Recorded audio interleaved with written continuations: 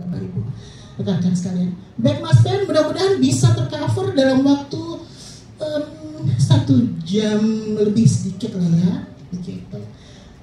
Dan kami harapkan partisipasi aktif dari peserta tentunya. Baik Mas Ben, silakan waktu kami persembahkan kepada Mas Ben. Saya boleh di bawah ya? Boleh, silakan Mas Ben, silakan.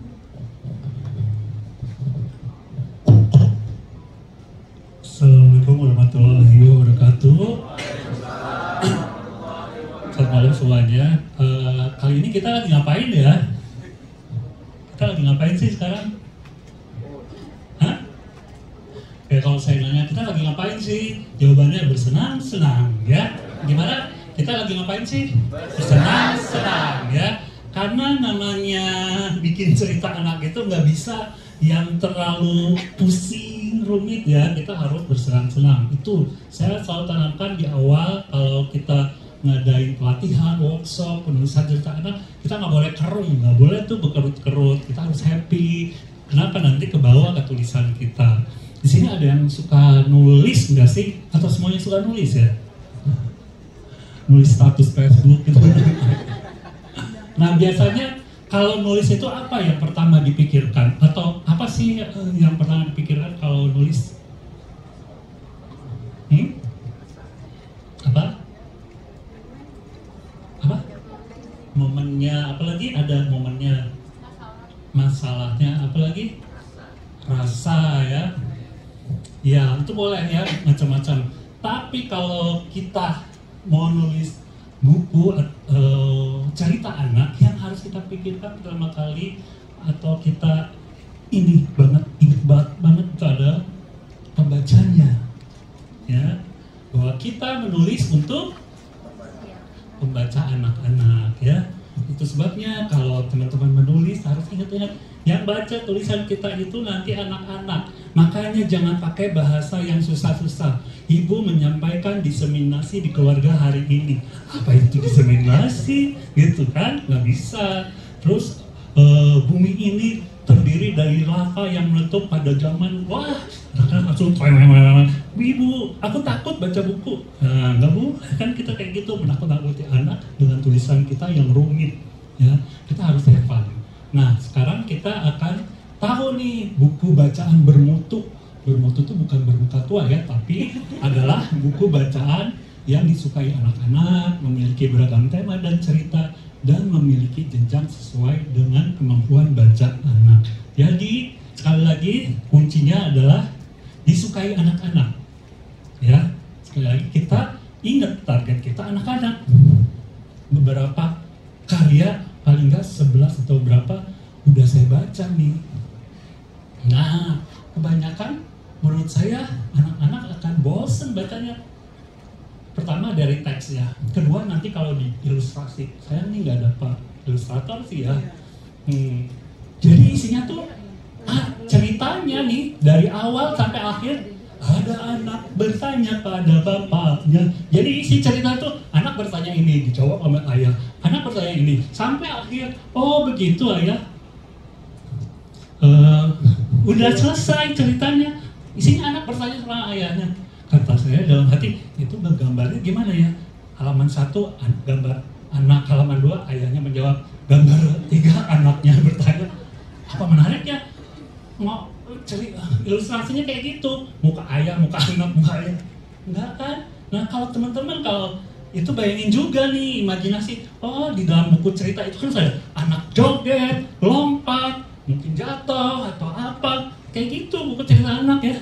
Enggak cerita anak yang isinya muka terus. Nah, jadi hindari itu. Anak-anak gak akan baca, gak akan suka yang cerita gitu-gitu. Terus memiliki beragam tema. Tema itu banyak ya.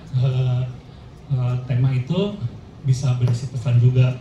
Nah, itu banyak banget, jangan sampai semuanya sama. Misalnya paling sering itu kalau saya bilang makanan. Siapa yang di sini kemarin nulis kuliner? Ada nggak? Ada kue. Ada ya. Nah menurut saya hati-hati. Boleh aja nulis tema makanan kuliner. Itu kadang-kadang banyak. Cuman cara menyajikannya itu jadi kayak buku resep. Dulu ke rumah nenek, Nenek kamu masak apa? Nenek masak serabi. Oh, bagaimana cara membuatnya? Pertama ambillah tepung, kedua gini. Sampai terakhir, hore jadi serabi nenek. Ceritanya mana? Ini mah kumpulan resep. Ya, buku prosedur. Bukan, harus ada ceritanya. Misalnya, aku tidak suka makanan buatan nenek terlalu jadul, aku sukanya sosis, kayak gitu. Terus tiba-tiba, ini udah apa ini? Nah, kayak gitu. Jadi ada ceritanya, bukan yang prosedural. Itu banyak banget, nggak cuma kuliner, kebanyakan cerita prosedural ya. Jadi kalau nggak buku resep masakan, buku prakarya jadinya. Ya, ada yang merasa nggak? Terus memiliki jenjang sesuai kemampuan baca anak. Nah, ini yang belum dipahami teman-teman kebanyakan ya, tapi ada juga mungkin yang paham bahwa kita harus pikirkan bahwa anak-anak itu beragam jumlahnya dan Indonesia ini sangat luas. Belum tentu anak kelas 1 SD di sini sama SD nggak usah jauh-jauh lah di kabupaten mana gitu sama kemampuan membacanya. Apalagi kemarin sempat COVID ya, ada masa yang hilang tuh, masa belajar yang hilang. Tuh kadang-kadang anak kelas 3 SD bacanya masih injak gitu ya. Karena apa? Ya karena kemampuan bacanya berbeda.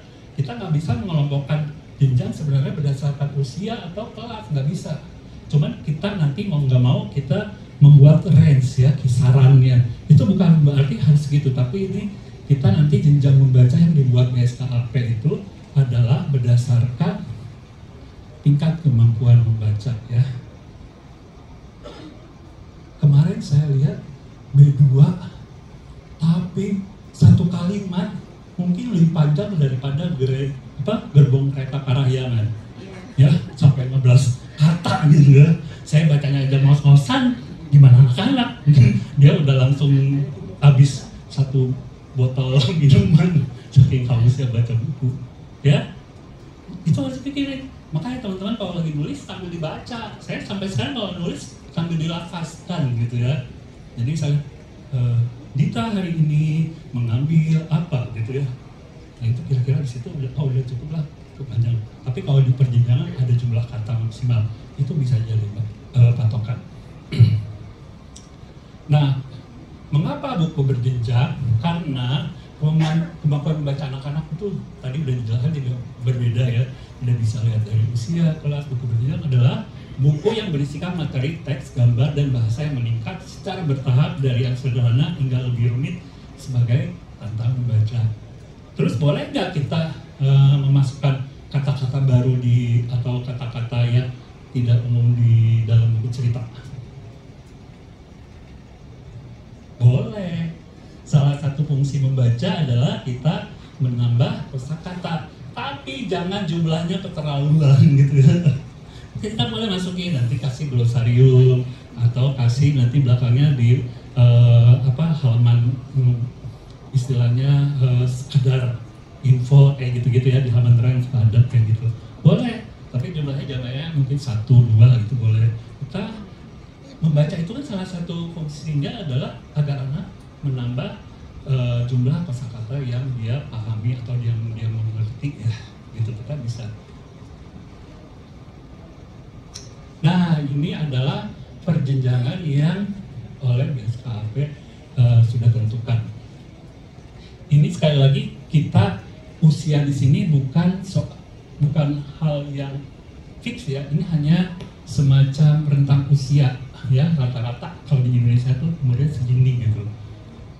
Dan bisa jadi yang di Papua itu 5 SD, 6 SD juga masih mengejak gitu ya. Gak usah di Papua lah, mungkin maksudnya di Jakarta tapi dekat Pantura yang agak-agak ke utara kayak gitu-gitu masih tuh bacanya belum sebagus yang di kota gitu ya. Kalau yang di kota mungkin udah tersedia buku banyak kayak gitu ya. Nah, pembaca dini 0 sampai 7 A itu disebutnya ya. Itu biasanya si kisaran yang toddler gitu ya, yang balita. Terus pembaca awal itu B1 6 sampai 8 tahun. Itu mungkin dari SD awal ya, berarti Terus pembaca awal B2 juga fase A, berarti ya 7, 8, 9 tuh biasanya kelas 1, 2, 3 lah gitu ya, fase A atau B. Nah, pembaca semenjana itu di jenjang C namanya. Terus pembaca madya ini 13-15 tahun, biasanya ini udah SMP lah ya, udah, karena dia biasanya bentuknya udah kayak novel ya, atau novelet. Nah itu makin ke atas tuh si gambar makin sedikit, makin di bawah ilustrasi masih berperan, teksnya masih dikit gitu ya. Nah dari situ teman-teman kalau nulis ingat jangan kebablasan ya, habis nulis disual sunting dong, dihitung lagi gitu, oh ini kepanjangan, ini aku tuh lagi nulis buat anak-anak gitu, bukan buat Pak Lurah gitu, lebar. Oke. Nah ini adalah penjelasannya ya. Sebenarnya nggak perlu diingat lah ini ya, tapi kurang lebih ya kayak gini, ada A, B1, B2, B3, terus ke bawah. Istrinya sih makin ke bawah, makin ke itu makin sudah tingkat literasi baca tulisan makin baik gitu ya. Terus makin kemampuan membacanya masih di bawah, yaitu di jam A. Nah, khusus kelas kita nih, BIMTEK kali ini kita akan fokus di jenjang B2.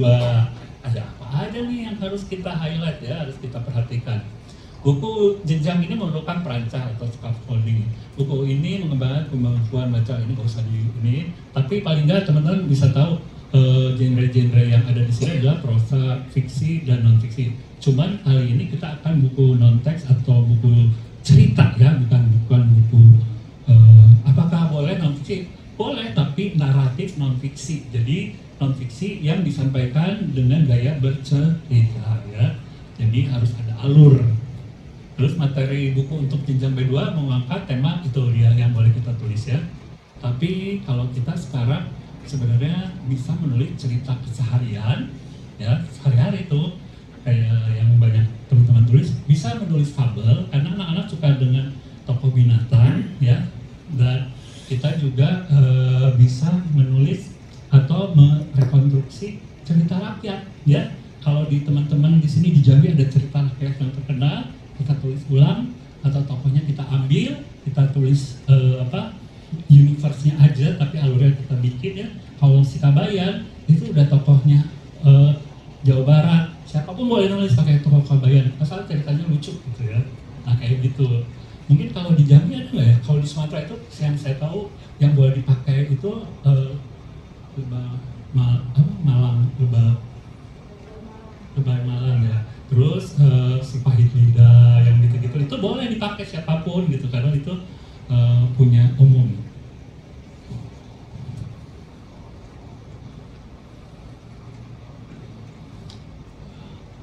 Nah ini kita cuman lihat bentuk bukunya, kita tentu saja buku cerita. Nah yang penting banget buat saya ini di sini. Sini. Menggunakan, jadi struktur bahasanya menggunakan komunikasi konen seperti kata, ini sudah jelas ya, udah paham lah ini. Terus kata, frasa boleh, klausa boleh, kalimat tunggal boleh, kalimat terjemuk boleh, tapi yang setara. Setara itu apa aja sih? Yang ada apanya? Kata hubungnya? Nah, dan terus ya, namun atau tetapi ya, terus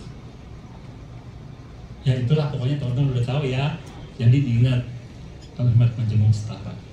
Terus nanti gambarnya itu boleh, ilustrasinya mungkin nanti bagian ilustrator lah kita lewatin ini. Nah ini yang paling penting nih buat penulis. Ingat maksimal berapa? Maksimal berapa kalimat per halaman? Berapa tebal bukunya? Baiklah. Sekarang kita untuk B2 kita sepakati aja yuk, boleh nggak? Sama-sama.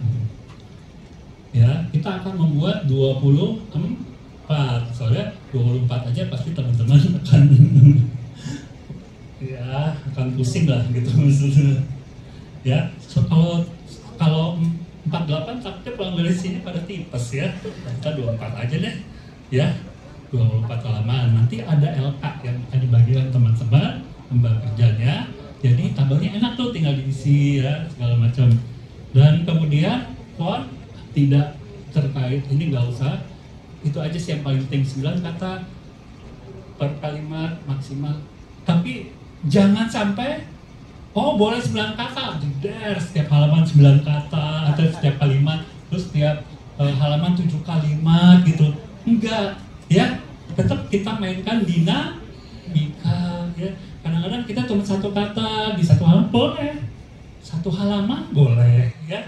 Bahkan kadang-kadang buat tapi kita jangan ya, tetap harus ada teksnya. Paham ya? Nah kita itu yang ngatur. Kalau semuanya 7 kalimat per halaman, kebayang kalau pakai teks terjemahan juga, itu ilustrasinya tutup semua teks ya. Jadi isinya benar-benar jadi buku teks, isinya teks semua. Nah kita harus membayangkan nanti itu buku kita jadinya tuh kedesak-desak sama teks enggak ya, karena buku anak itu jangan sampai tabrakan, gambarnya udah bagus-bagus, teksnya nabrak hidungnya sini-sini gitu ya, jangan sampai. Jadi kita sendiri sebenarnya yang punya sense untuk memfilter itu, keinginan untuk menggebu-gebu, ini enggak. Nah di cerita anak itu kita benar-benar harus menggunakan kalimat yang efektif ya. Itu aja. Nah yang perlu diingat adalah di sini B1, B2, tanda titik ada belum boleh? Boleh atau tidak? Tanda titik? Boleh. Tanda koma? Boleh. Tanya? Seru? Kutip? Kutip belum? Kutip bolehnya di B3. Makanya di B2 itu belum ada kalimat percakapan. Jadi kalimat anak bertanya kepada ayahnya harus dilakukan gimana? Ya pakai kalimat tidak langsung. Misalnya si anak mau bertanya kepada ayah, misalnya, ayah, aku ingin tahu di mana sih ayam jagoku gitu. Terus ayah menjawab, ya kamu cari sendiri aja gitu ya. Nah berarti Benny ingin tahu di mana ayam jagonya. Nah seperti itu ya. Terus ayah mengatakan agar Benny mencari sendiri. Ya, enggak panjang. Kan masih berapa tadi? 9 kata ya. Jadi seperti itu. Kalau nggak mau tadi, susah bikin kalimat tidak langsung, nggak perlu bikin kalimat tidak langsung. Nanti ada yang disebut caranya bagaimana kita membuat variasi kalimat supaya cerita anak itu bersenang-senang ya. Buku luar negeri itu banyak, nggak ada percakapan tapi kita senang bacanya. Dan kita bisa di Indonesia ya. Itu terus jenis kata dasar, kata bentukan tadi udah sebut, umum, kata khusus, dan pokok kata udah. Awal kalimat nama diri ini huruf kapital ya. Saya sering sekali huruf kapitalnya masih acak-acakan, dan kalau di B2 ini kita fokus di sini ya, karena anak-anak juga harus fokus belajarnya tuh nggak bisa langsung banyak kayak kita ya. Terus kalimatnya tuh harus kalimat tunggal untuk B1. Nah kalau di B2 itu boleh kalimat majemuk setara. Tapi untuk paragraf, perhatikan paragraf di sana B1, B2, nanti kita kan B2 nih, belum boleh bikin paragraf. Jadi harus kalimat titik enter. Ya, jangan lupa enter. Saya suka berulang kali ini enter. Ya, jadi pindah ke bawah langsung. Tapi masih banyak yang salah juga. Misalnya penulisan komunikasi tetapi atau namun ya. Padahal kalau di enter berarti nggak boleh komanya di sini gini, tapi pindah ini titik tetapi koma gitu ya. Sudah menggunakan paragraf sederhana ini untuk B3. Jadi yang harus diingat apa sih kalau di B2 itu ini nih, jumlah kata per kalimat, jumlah kalimat per halaman, itu aja rumusnya sedikit. Tapi kalau lagi nulis jangan diingat-ingat itu, nanti yang diingat itu doang, nulisnya kagak. Jadi nulis aja dulu, nanti kan ada soal sunting ya. Nah itu baru disunting. Terus kalimat penjemuk setara belum ada paragraf juga ingat, enter ya. Terus yang ketiga tanda baca yang dapat dipakai. Nih yang paling saya bikin greget tuh elipsis. Elipsis itu belum ada, tapi senang banget anak yang baru-baru nulis tuh tiba-tiba titik 3 gitu ya. Itu saya pernah uji keterbacaannya di daerah. Mereka tuh kalau ada tanda elipsis diisi, dikirain salah dengan benar. Ditulis karena mereka nggak mengenal elipsis. Mereka taunya istilah titik-titik gitu. Jadi pasti ada cerita bukunya gitu. Tapi ini diisi ya, ini jawabannya jago bukan?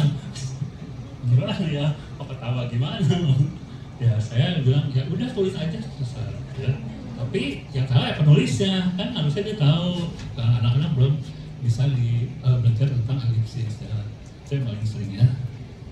Tanda baca yang dapat dipakai itu harus dipelajari.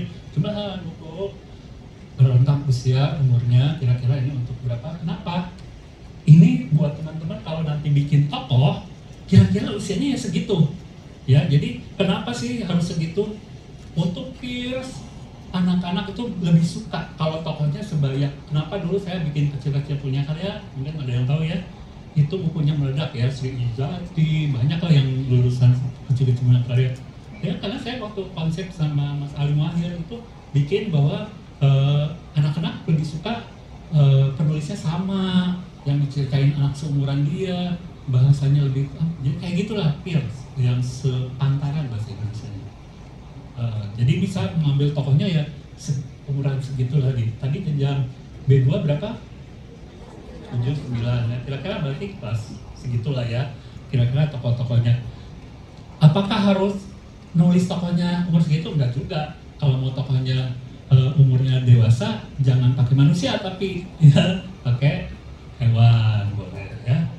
Karena kalau pakai manusia, anak-anak biasanya udah ini buku bapak gue. Ya. Nomor 6 ramah anak. Nah, saya kemarin masih baca nih yang enggak kurang ramah anak. Ramah anak itu tidak menampilkan perundungan. Kalau kita mau menulis tentang bullying, jangan dicontohin bullyingnya. Itu memberi contoh sama yang baca. Oh begini membuli yang asik tuh. Ya. Bukan. Jadi kita kasih tahu efeknya yang diceritain. Misalnya Dita menangis, tadi teman-temannya mengolok-olok bahwa dirinya, gitu aja. Pakai teks kayak bercerita. Bukan digambarkan. Cita datang, temannya langsung meledek, tasnya ditarik. Wah, seru banget emang. Tapi akhirnya tadi dia niru. Terus kekerasan ini juga saya termasuk kekerasan juga. Saya masih lihat, maksudnya gini, mungkin di kearifan lokal tertentu itu biasa ya, misalnya di Pasolak tuh ya, kan sebenarnya kekerasan, tapi cocok nggak buat anak gitu ya. Nah itu harus disaring, kita yang memsaring. Kadang-kadang ada budaya yang saya pernah baca ini, tiba-tiba ayahnya marah memukul, terus saya kenapa dipukul anaknya, saya bilang di kami ini biasa katanya, itu udah biasa ayah. Terus kalau biasa harus dibiarin, maksudnya harus diceritain ke orang. Ya enggak, ini kan mau dibaca sama sedunia nanti buku kita gitu ya. Teks kita kan dimuat di laman penjaring ya nanti ya Kak.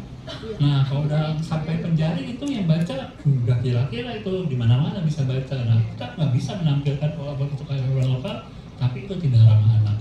Termasuk ilustrasinya, misalnya kadang-kadang ilustrasi itu seperti mengelus kepala anaknya, tapi anak-anak jangan salah.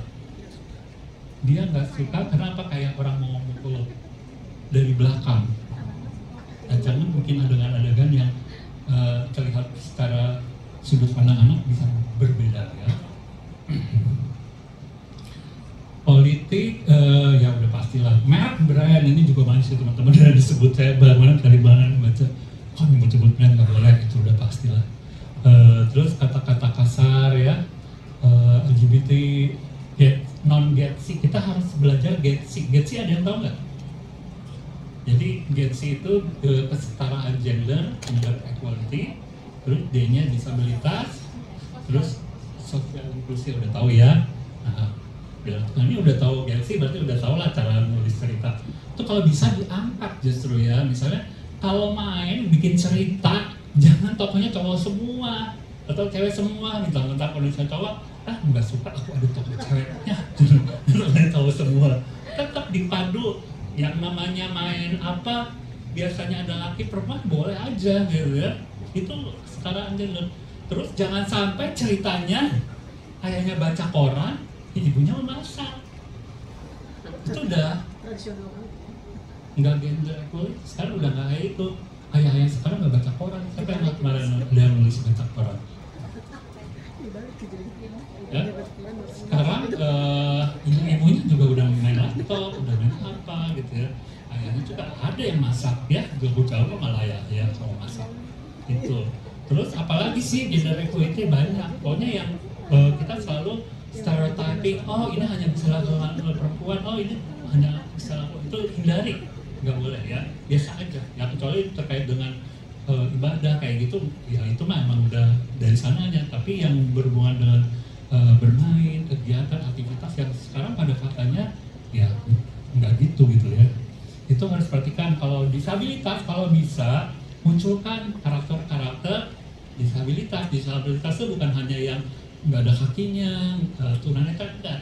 Yang low vision ya, pakai kacamata kayak saya itu termasuk disabilitas, karena nggak bisa ngelihat, susah, ini mukanya pada buram semua. Nah kayak gitu. Atau yang kalau anak-anak tuh apa, kalau lama berpikir apa sih? Enggak, istilah ininya apa? Anak yang terlambat belajar, bukan sahabat pacar, kalau saya itu agak lama baru ya misalnya lola, tapi ada istilah khususnya. Nah itu juga termasuk yang harus kita perhatikan. Misalnya ada cerita kayak sebenarnya nggak apa-apa kelihatan, cuman dia dalam kita kan banyak yang kayak gitu ya. Nah itu suka dianggap bodoh, anak bodoh, nggak boleh gitu. Iya kayak gitu. Itu kita harus angkat tuh cerita kayak gitu. Terus misalnya anak-anak. Terus yang ketiga SI-nya apa tadi? Sosial inklusi ya. Jangan ceritanya ada satu sekolah isinya anak orang kaya semua, di sebelahnya anak-anak orang miskin hanya mengintip dari pagar ya, kayak gitu. Tidak. Ya kayaknya enggak ya buat anak-anak. Kita ceritain yang ngomong-ngomong. Ya kayak gitu. Terus yang itu kurang lebih lah. Kalau banyak sebenarnya teman-teman sebenarnya bisa menyaring, hanya kadang-kadang ini kan kearifan lokal, ini kan biasa di daerah tuh, bener nih gitu. Saya sebenarnya itu sesuatu yang wajar untuk diceritakan ke anak-anak. Nah sekarang kenapa sih harus kearifan lokal yang harus diangkat? Pertama karena buku atau penulisan yang akan kita kerjakan adalah penulisan bahasa daerah. Tentu saja lucu aja nanti bahasa daerah settingnya di Jepang gitu kan. Tetap kita harus sampaikan liburan misalnya liburan ke mana gitu, ke Turki ya misalkan dalam bahasa daerah sini Melayu gitu ya. Nah kita pakai tapi kita harus tahu dulu kearifan lokal merupakan bentuk ekspresi budaya, jadi berkaitan dengan segala budaya ya, diprogramasi dan ini menggunakan bahasa daerah ya, sehingga lebih terasa lokalitas. Ingat kuncinya, keywordnya adalah lokalitas. Bacaan diharapkan mengangkat tema daerah tersebut ya. Apa aja sih yang bisa ditulis? Teman-teman tuh masih ada yang tabrakan loh temanya. Nah menurut saya karena kurang menggali ya. Kalau misalnya teman-teman kalau ada dapat ide pertama, jangan pernah ditulis ya. Ide pertama adalah biasanya ide pasaran yang diberikan oleh Tuhan pada semua orang. Karena saya pernah nulis, bilang ini, ayo nulis tema literasi finansial, semuanya nulis tentang menabung. Hai, literasi finansial tidak hanya tentang menabung ya. Sekarang kemarin pelatihan kayak gini nih, nulis untuk Kalimantan Selatan, semuanya nulisnya tentang apa? Pasar terapung, asrama itu bentrok-bentrok, monyet Dufan, Butantan maksudnya. Terus, kayak gitu itu sama. Padahal pas saya pelajari tentang tesis kearifan lokal, di sana ada misalnya terkait dengan apa sih namanya climate change ya, perubahan iklim. ternyata di sana tuh ada orang-orang tua yang bisa membaca kemarau akan panjang atau pendek dari bunga bacang pertama yang tumbuh. Kalau warnanya terlalu pink, ini kemaraunya nanti akan panjang. Kalau warnanya agak pucat, kemaraunya sebentar. Nah itu kan kalau kita tulis seru ya, anak-anak jadi tahu. Hal-hal kayak gitu bisa ditulis ya. Jadi ada non benda, upacara adat, seni tari, seni musik, tradisi, keseharian, pekerjaan dan lain-lain. Benda, rumah adat, pakaian adat, kuliner, perkakas. Perkakas bisa misalnya tentang di sini ada nggak perkakas yang khas di Jambi? Perkakas dapur, perkakas pekerjaan, misalnya alat. Ada nggak? Apa tuh? Apaan tuh? Alat bawa barang. Oh, ini pengangkut perkakas ya. Jadi, nah itu bisa misalnya diangkat dan tokohnya dia gitu. Si Ambungnya, hari ini aku akan kemana? Ambung senang setiap hari dibawa pergi. Kadang ke sawah, kadang ke kebun, kadang membawa pisang. Tapi hari ini aku kemana ya? Gitu. Pertanyaannya kayak gitu. Oh, dari mulai si Ambungnya, wah, nama ini Adil datang. Dia mulai membawaku. Loh, dia berbelok ke kanan. Ke kanan berarti mungkin kebun pisang. Loh, kok dia tidak berhenti kebun pisang? Dia masih terus kemana ya? Itu ceritanya. Ini tokohnya si Ambung. Seru kan? Kadang-kadang kita teks ya. Terus misalnya alam dan sekitarnya. Ini juga menunjukkan sebuah kearifan lokal karena biasanya sungai, danau, laut yang ada di situ ya nggak akan ada di tempat lain. Sungai Matahari ada nggak di Kalimantan? Nggak ada. Nah, makanya kalau kita nulis Sungai Matahari, langsung Jambi, apa ke bawah ke semuanya. Ya, misalnya tentang apa? Kampungnya Kerinci misalnya gitu ya. Diceritain aja, ya. Kayak gitu. Terus endemik, hewan endemik misalnya di sini apa sih hewan endemiknya? Ada nggak? Ya. Hah? Harimau Sumatera, ya tokohnya tuh harimau Sumatera. Ada harimau Sumatera, bayi harimau Sumatera. Ceritanya tentang harimau Sumatera. Dia pertama kali masuk ke kampung. Apa yang aku lakukan ya di kampung? Apakah aku harus menangkap ayam? Bagaimana caranya? Coba aku diam-diam aku panggil dia. Seperti manusia memanggil ayam per gitu ya. Oh, manusia memanggil ayam per. Dia pas bunyinya wow, rasanya bukan. Kok aku nggak bisa bersuara kayak manusia? Per. Suaraku kok mereka nggak kabur. Nah, ya kayak gitu ceritanya ya. Tokohnya harimau Sumatera, tumbuhan kalau ada tumbuhan misalnya duku apa tadi namanya? Kupe gitu ya. Aku duku kupe atau curiga pohon. Aku pohon duku kupe. Siapa yang akan memajatku hari ini ya gitu ya. Nah itu aku udah jadi cerita ya. Oh ternyata ayahnya Dito, aduh aku paling tidak suka dia itu kalau memanjat selalu gemetaran. Perlu diingat tidak semua kearifan lokal sesuai dengan anak-anak, tradisi minum arak, tato dan sejenisnya ya. Juga walaupun misalnya kita harus menghargai misalnya kayak makanan yang nggak semua orang bisa diterima ya, itu juga nggak usah diceritain ya. Pilih yang terhubung dengan anak-anak. Nah ini kunci. Pilih yang terhubung dengan anak-anak dan anak-anak terlibat di dalamnya. Kalau teman-teman mau menceritakan pernikahan, cocok nggak buat anak-anak? Upacara pernikahan tidak cocok, ya. Tapi di pernikahan itu ada saweran. Siapa yang biasanya ikut saweran? Anak-anak, ya. Itu bisa kita. Kamu dapat apa? Bisa judulnya gini. Kamu dapat berapa sawerannya? Ya, judulnya kayak gitu. Hari ini tanteku akan menikah. Hari yang paling kutunggu seperti tante keduaku lalu adalah saweran. Aku menunggu saweran. Lama sekali. Ini. Belum juga. Ini dia saatnya tiba. Aku siap-siap di belakang tanteku.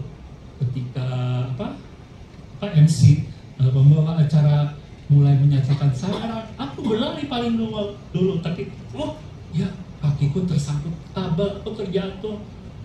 Kayak gitu mulai dari ramai. Tapi tentang itu, rebutan, saweran, kayak gitu. Nggak cerita tentang pernikahan, pacaran, lamaran, kayak gitu, enggak ya, boleh. Tapi dia melibatkan anak-anak di dalamnya. Oke, sampai di situ aja dari saya, buah durian biji selasih. Cukup sekian dan terima kasih. Iya.